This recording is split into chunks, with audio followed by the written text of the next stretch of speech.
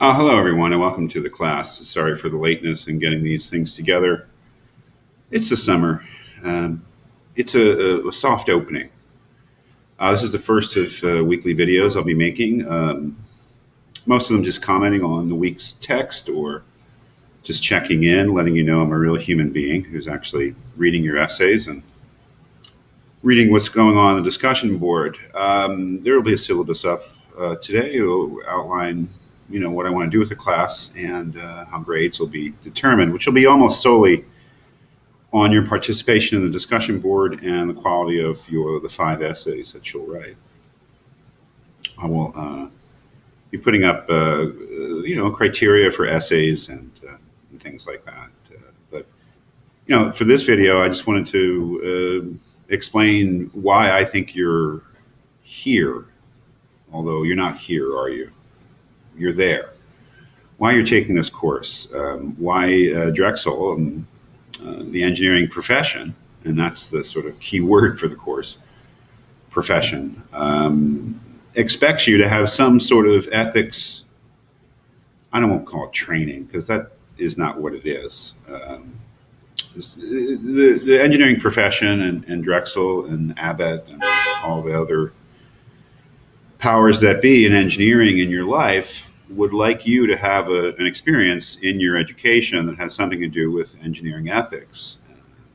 And I would imagine that if you asked, certainly in the Drexel philosophy program, if you asked each instructor, why that's a requirement, they'd have a different answer.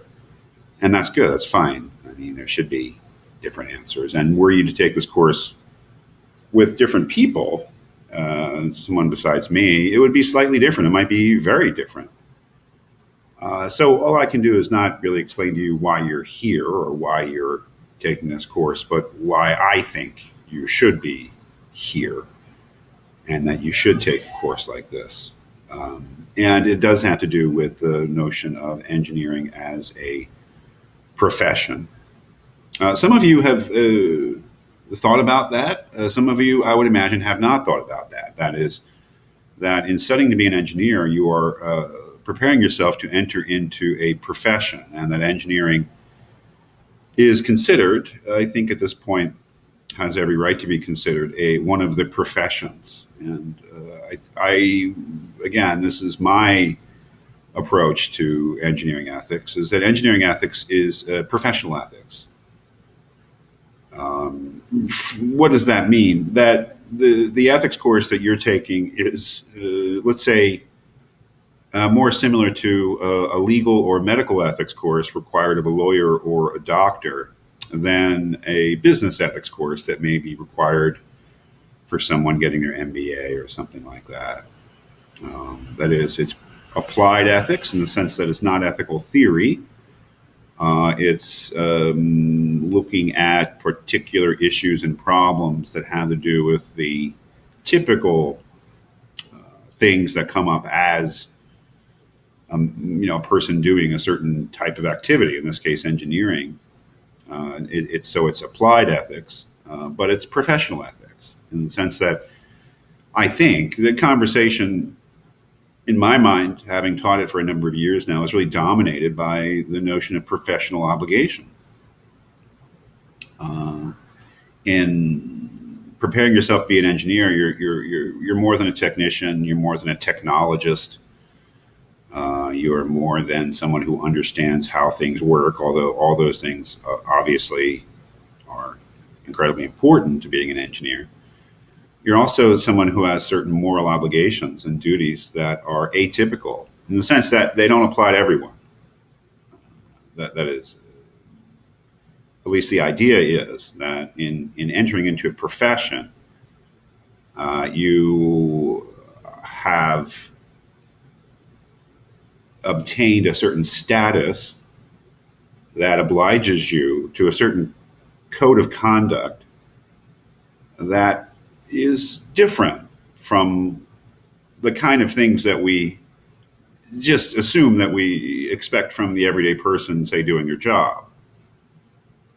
That code of conduct may require you to uphold what some may regard as a higher level or a more stringent ethic than the person in the average job. And the idea is that someone who is a member of a profession does not have an average job.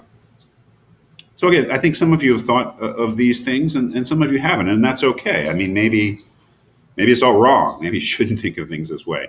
And certainly, we will read things and we will discuss things that question and criticize the whole notion, not only of engineering being considered a profession and that bringing along with it certain moral obligations that are not universal to everyone, but people who are critical of the whole notion of a profession. That's not a very useful or honest, really, kind of thing. But the professions, engineering really only began to even be considered as a profession in the 20th century. I mean, engineering as a sort of thing that's recognized as a thing that people do, although there probably have always been engineers in some sense in Egypt, ancient Egypt, and certainly ancient Rome and ancient Greece and during medieval times, probably to a lesser extent, but progressively. The engineers only stem from the 19th century, from the 1800s, with the Industrial Revolution and all the changes it brought in education and labor and economics and technology and everything else. But it's really only in the 20th century that engineers began to organize themselves in such a way they could even be considered a profession. And their model certainly was medicine and law.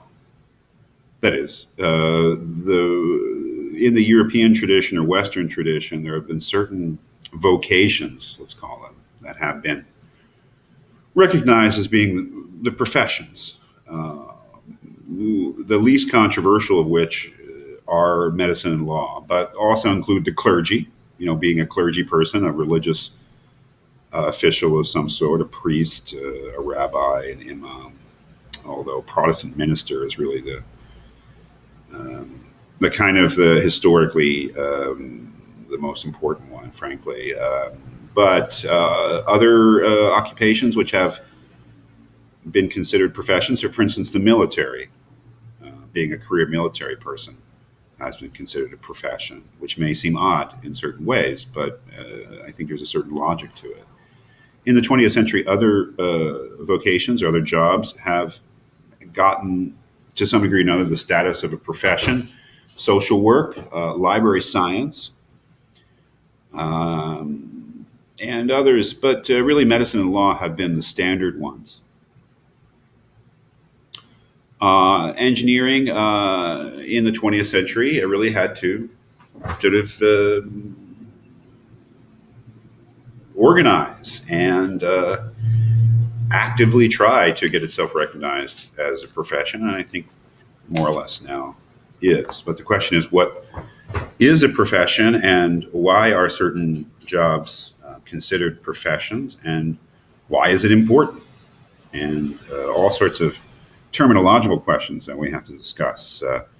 We use the word professional in all sorts of ways. Is being a member of a profession just doing something professionally, that is doing it for a living and doing it for money, or is there another meaning to it that brings along with it other issues, especially ethical issues? So that's something we need to discuss. So maybe I'll make another video on that.